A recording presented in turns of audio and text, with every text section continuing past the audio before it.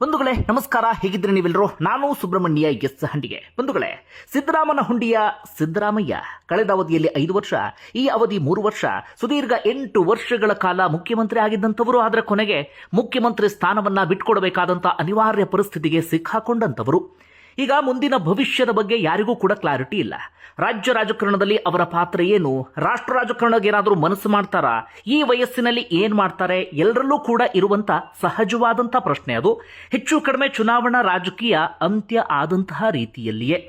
ಬಂಧುಗಳೇ, ಸಿದ್ದರಾಮಯ್ಯನವರು ಇಂಥದ್ದೊಂದು ಇಕ್ಕಟ್ಟಿಗೆ ಯಾಕೆ ಸಿಕ್ಕಾಕೊಂಡ್ರು ಅಂದ್ರೆ, ಈಗ ಒಂದಷ್ಟು ವಿಶ್ಲೇಷಣೆಯ ಪ್ರಕಾರವಾಗಿ ಸ್ವತಃ ಸಿದ್ದರಾಮಯ್ಯ ಕೂಡ ನಿರೀಕ್ಷೆ ಮಾಡಿರಲಿಲ್ವಂತೆ ರಾಹುಲ್ ಗಾಂಧಿ ರಾಜೀನಾಮೆ ವಿಚಾರವನ್ನ ನನ್ನ ಮುಂದೆ ಪ್ರಸ್ತಾಪ ಮಾಡಬಹುದು ಎನ್ನುವಂತ ರೀತಿಯಲ್ಲಿ.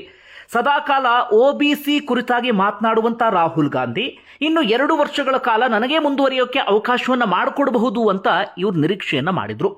ಆದರೆ ಹೈಕಮಾಂಡ್ ಒಂದು ಅನಿವಾರ್ಯ ಪರಿಸ್ಥಿತಿಗೆ ಸಿಕ್ಕಾಕೊಂಡಿತ್ತು. ಅದು ಜನರೇಷನ್ ಶಿಫ್ಟ್ ಮಾಡಬೇಕು ಅನ್ನುವಂಥ ಅನಿವಾರ್ಯತೆ, DK ಶಿವಕುಮಾರ್ಗೆ ಕೊಟ್ಟಂತ ಮಾತಿನ ಅನಿವಾರ್ಯತೆ, ಜೊತೆಗೆ ಪಕ್ಷದ ಭವಿಷ್ಯದ ಅನಿವಾರ್ಯತೆ, ಈ ಎಲ್ಲ ಅನಿವಾರ್ಯತೆಗೆ ಸಿಕ್ಕಾಕೊಂಡಂತ ಹೈಕಮಾಂಡ್ ಸಿದ್ದರಾಮಯ್ಯನವರನ್ನ ಕರೆಸಿಕೊಳ್ಳುತ್ತೆ. ಪ್ರಮುಖವಾಗಿ ರಾಹುಲ್ ಗಾಂಧಿ ಸಿದ್ದರಾಮಯ್ಯನವರ ಮುಂದೆ ರಾಜೀನಾಮೆ ವಿಚಾರವನ್ನು ಪ್ರಸ್ತಾಪ ಮಾಡ್ತಾರೆ. ಸ್ವತಃ ಸಿದ್ದರಾಮಯ್ಯ ಆಗ ಶಾಕ್ಗೆ ಒಳಗಾಗ್ಬಿಟ್ರಂತೆ, ಯಾಕಂದ್ರೆ ಅವ್ರು ನಿರೀಕ್ಷೆಯನ್ನೇ ಮಾಡಿರಲಿಲ್ಲ. ಹೋದಲ್ಲಿ ಬಂದಲ್ಲಿ ರಾಹುಲ್ ಗಾಂಧಿ ಹೇಳಿದ ರಾಜೀನಾಮೆ ಕೊಡ್ತೀನಿ, ರಾಹುಲ್ ಗಾಂಧಿ ಹೇಳಿದ ರಾಜೀನಾಮೆ ಕೊಡ್ತೀನಿ ಅಂತ ಸಿದ್ದರಾಮಯ್ಯನವರು ಹೇಳ್ತಾ ಇದ್ರು. ಯಾವ ಕಾನ್ಫಿಡೆನ್ಸ್ ನಲ್ಲಿ ಅಂದ್ರೆ, ರಾಹುಲ್ ಗಾಂಧಿ ಆ ವಿಚಾರವನ್ನು ಪ್ರಸ್ತಾಪ ಮಾಡಲ್ಲ ಅಂತ ಹೇಳಿ. ಮೊದಲೇ ಹೈಕಮಾಂಡ್ ಹೇಳಿದಂತೆ ಕೇಳ್ತೀನಿ ಎನ್ನುವಂತ ಮಾತನ್ನ ಹೇಳಿದ ಕಾರಣಕ್ಕಾಗಿ, ಕಾಂಗ್ರೆಸ್ ಪಕ್ಷ ಅವರಿಗೆ ಎಲ್ಲವನ್ನೂ ಕೂಡ ಕೊಟ್ಟಂತಹ ಕಾರಣಕ್ಕಾಗಿ ಹೈಕಮಾಂಡ್ ಹೇಳ್ತಾ ಇದ್ದ ಹಾಗೆ ರಾಜೀನಾಮೆಗೆ ಒಪ್ಪಿಗೆಯನ್ನ ಸೂಚಿಸಲೇಬೇಕಾದಂತ ಪರಿಸ್ಥಿತಿ ಎದುರಾಗಿ ಬಿಡ್ತು. ಹಾಗಾದ್ರೆ ಸಿದ್ದರಾಮಯ್ಯನವರ ರಾಜಕೀಯ ಬದುಕು ಹೇಗಿತ್ತು? ಒಂದಷ್ಟು ಇಂಟ್ರೆಸ್ಟಿಂಗ್ ವಿಚಾರವನ್ನ ಈ ವಿಡಿಯೋದಲ್ಲಿ ಗಮನಿಸ್ತಾ ಹೋಗೋಣ. ಬಂಧುಗಳೇ, ಅದಕ್ಕೂ ಮುನ್ನ ಕೇವಲ ಸಿದ್ದರಾಮಯ್ಯನವರಿಗೆ ಮಾತ್ರ ಅಲ್ಲ, ಈ ಹಿಂದೆ ಕೆಲವು ಮುಖ್ಯಮಂತ್ರಿಗಳಿಗೆ ಇಂಥದ್ದೇ ಪರಿಸ್ಥಿತಿ ಎದುರಾಗಿತ್ತು. ಒಂದು 4-5 ಉದಾಹರಣೆಯನ್ನ ಗಮನಿಸಿ ಅದಾದ ಬಳಿಕ ಸಿದ್ದರಾಮಯ್ಯನವರ ವಿಚಾರಕ್ಕೆ ಬರೋಣ.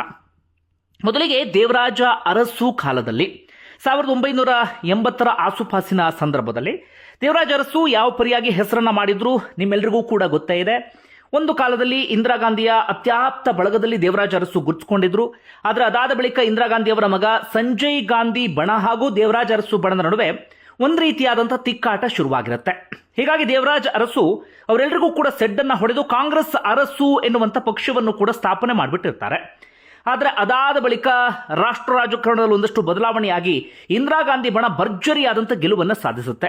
ಆಗ ರಾಜ್ಯದಲ್ಲಿ ಏನಾಗುತ್ತೆ ಅಂದ್ರೆ, ಯಾರ್ಯಾರು ಅರಸುಗೆ ತುಂಬಾ ಆತ್ಮೀಯರಾಗಿದ್ರು, ಅವರ ಜೊತೆಗಿದ್ರು, ಅವರೆಲ್ಲರೂ ಕೂಡ ದಿಢೀರಂತ ಕೈಕೊಟ್ಟು ಇಂದಿರಾ ಗಾಂಧಿ ಬಣದಲ್ಲಿ ಗುರುತಿಸಿಕೊಂಡವರ ಜೊತೆಗೆ ಹೋಗೋಕೆ ಶುರು ಮಾಡ್ಕೊಂಡು ಬಿಡ್ತಾರೆ. ಹೀಗಾಗಿ ದೇವರಾಜ್ ಅರಸು ಅನಿವಾರ್ಯವಾಗಿ ರಾಜೀನಾಮೆಯನ್ನು ಕೊಡಲೇಬೇಕಾದಂಥ ಪ್ರಸಂಗ ಎದುರಾಗಿಬಿಡುತ್ತೆ. ಹೀಗಾಗಿ ರಾಜ್ಯದಲ್ಲಿ ರಾಷ್ಟ್ರಪತಿ ಆಳ್ವಿಕೆಯನ್ನು ಹೇರಿಕೆ ಮಾಡಲಾಗುತ್ತೆ. ಆರ್ ಗುಂಡೂರಾವ್ ಆ ಸಂದರ್ಭದಲ್ಲಿ CM ಆಗಿದ್ರು. ಅಂದ್ರೆ ಮೊದಲಿಗೆ ದೇವರಾಜ್ ಅರಸು ಅವರಿಗೆ ಇಂಥದ್ದೇ ಒಂದು ಪರಿಸ್ಥಿತಿ ಎದುರಾಗಿತ್ತು. ಅದಾದ ನಂತರ ವೀರೇಂದ್ರ ಪಾಟೀಲ್, ಇವತ್ತು ಕೂಡ ಹೆಸರನ್ನ ನೆನಪು ಮಾಡ್ಕೊಳ್ತಾನೆ ಇರ್ತೀವಿ. ಇಂತಹ ಪರಿಸ್ಥಿತಿ ಎಲ್ಲವೂ ಕೂಡ ಎದುರಾದಂಥ ಸಂದರ್ಭದಲ್ಲಿ 1990ರ ಆಸುಪಾಸಿನಲ್ಲಿ ಆಗ ರಾಜ್ಯದಲ್ಲಿ ಒಂದಷ್ಟು ಕೋಮುಗಲಭೆ ಎಲ್ಲವೂ ಕೂಡ ಆರಂಭ ಆಗಿರುತ್ತೆ. ಇದ್ದಕ್ಕಿದ್ದ ಹಾಗೆ ವೀರೇಂದ್ರ ಪಾಟೀಲ್ರ ಆರೋಗ್ಯವೂ ಕೂಡ ಕೈಕೊಟ್ಬಿಡುತ್ತೆ, ಪಾರ್ಶ್ವವಾಯು ಸಮಸ್ಯೆ ಆಗಿಬಿಡುತ್ತೆ. ಆಗ ಒಂದಷ್ಟು ಭಿನ್ನಮತೀಯ ಬಣದವರು ಸೀದಾ ಕೇಂದ್ರಕ್ಕೆ ಹೋಗಿ ಅಥವಾ ಹೈಕಮಾಂಡ್ ನಾಯಕರಿಗೆ ಹೋಗಿ ಒಂದು ದೂರನ್ನ ಕೊಡ್ತಾರೆ. ನೋಡಿ, ರಾಜ್ಯದಲ್ಲಿ ಹೀಗೆಲ್ಲ ಆಗ್ತಾ ಇದೆ, ಹೀಗಾಗಿ ನಾಯಕತ್ವವನ್ನು ಬದಲಾವಣೆ ಮಾಡಬೇಕು ಅಂತ ಹೇಳಿ. ದಿಢೀರ್ ರಾಜೀವ್ ಗಾಂಧಿ ಕರ್ನಾಟಕಕ್ಕೆ ಬರ್ತಾರೆ, ಅವಲೋಕನವನ್ನ ಮಾಡಬೇಕು ಅಂತ ವಿಮಾನ ನಿಲ್ದಾಣದಲ್ಲಿಯೇ ಘೋಷಣೆಯನ್ನ ಮಾಡಿಬಿಡ್ತಾರೆ, ನಾವು ಮುಖ್ಯಮಂತ್ರಿಯನ್ನ ಬದಲಾಯಿಸ್ತಿದ್ದೀವಿ ಎನ್ನುವಂತ ರೀತಿಯಲ್ಲಿ. ಆಗ ವೀರೇಂದ್ರ ಪಾಟೀಲ್ರಿಗೆ ಬಂದಂತ ಸಿಟ್ಟೇನಪ್ಪ ಅಂದ್ರೆ, ಭರ್ಜರಿ 178 ಸ್ಥಾನಗಳನ್ನು ಗೆದ್ದುಕೊಂಡಿದ್ರು, ಒಳ್ಳೆ ಆಡಳಿತ ಮಾಡ್ತಿದ್ದೀನಿ ಎನ್ನುವಂತ ಹೆಸರಿತ್ತು. ಆದ್ರೆ ಅವ್ರನ್ನ ವಿಶ್ವಾಸಕ್ಕೆ ತೆಗೆದುಕೊಳ್ಳದೆ, ಅವರಿಗೊಂದು ಮಾತನ್ನೂ ಕೂಡ ಹೇಳದೆ ರಾಜೀವ್ ಗಾಂಧಿ ಏಕಮುಖ ನಿರ್ಧಾರವನ್ನ ತೆಗೆದುಕೊಂಡು ಬಿಟ್ಟಿದ್ರು. ಹೀಗಾಗಿ ಅವರು ಸೆಡ್ಡನ್ನು ಹೊಡಿತೆ, ನಾನು ರಾಜೀನಾಮೆ ಕೊಡೋದಿಲ್ಲ ಎನ್ನುವಂತ ರೀತಿಯಲ್ಲಿ. ಹೀಗಾಗಿ ಆಗ ರಾಷ್ಟ್ರಪತಿ ಆಳ್ವಿಕೆಯನ್ನ ಹೇರಿಕೆ ಮಾಡಿ ಬಲವಂತವಾಗಿ ಅವ್ರನ್ನ ಕೆಳಗಿಳಿಸಿ ಬಂಗಾರಪ್ಪನವರಿಗೆ ಪಟ್ಟವನ್ನು ಕಟ್ಟಲಾಗುತ್ತೆ. ಆದರೆ ನೆಕ್ಸ್ಟ್ ಬಂಗಾರಪ್ಪನವರಿಗೆ ಅದೇ ಪರಿಸ್ಥಿತಿ ಆಗುತ್ತೆ 1992ರ ಆಸುಪಾಸಿನಲ್ಲಿ.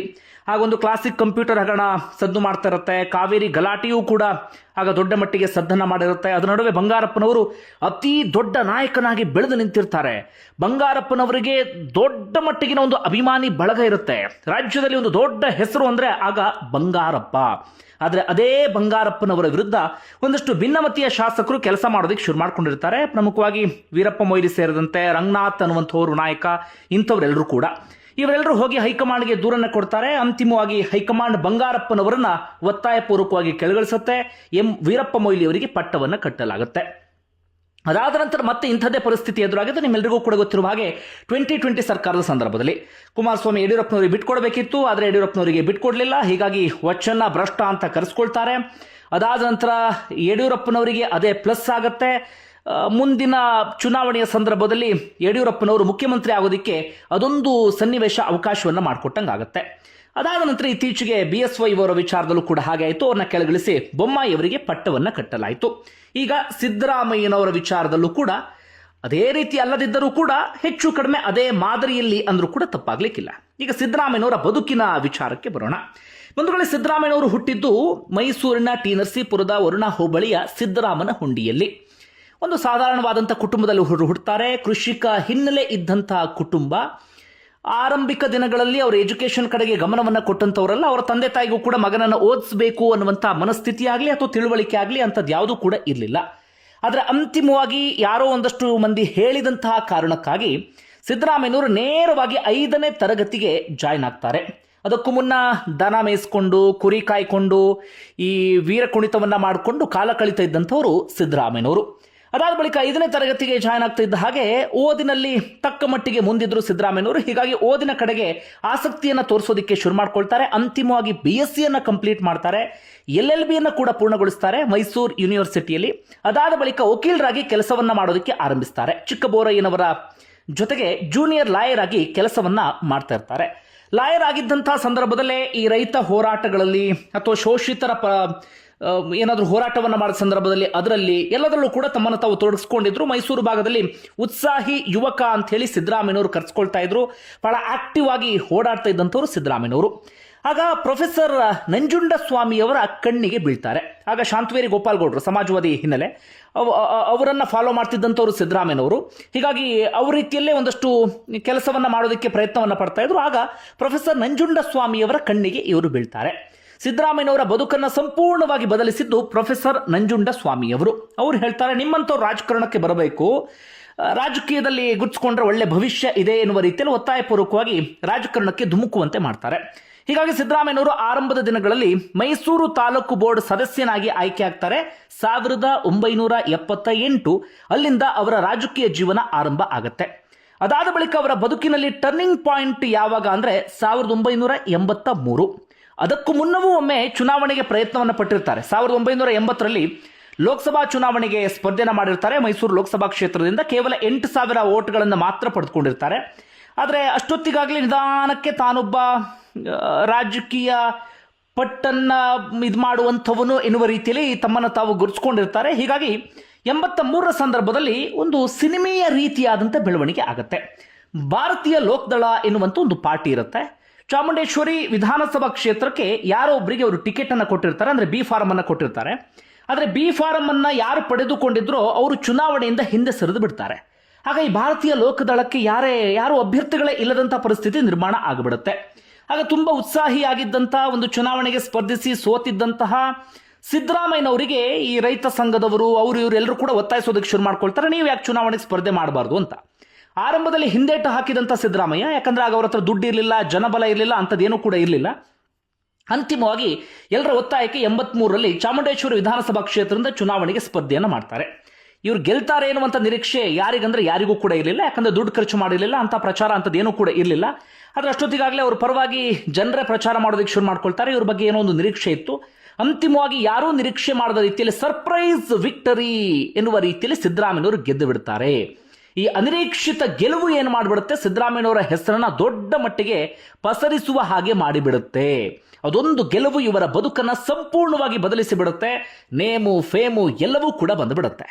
ಆಗ ರಾಮಕೃಷ್ಣ ಹೆಗಡೆ ಅವರ ಜನತಾ ಪಾರ್ಟಿ ಅಧಿಕಾರದಲ್ಲಿರುತ್ತೆ. ಹೀಗಾಗಿ ಆ ಪಾರ್ಟಿಗೆ ಇವರು ಬೆಂಬಲವನ್ನು ಕೊಡ್ತಾರೆ. ಅಂತಿಮವಾಗಿ ಅದೇ ಪಾರ್ಟಿಗೆ ಜಾಯಿನ್ ಕೂಡ ಆಗ್ತಾರೆ.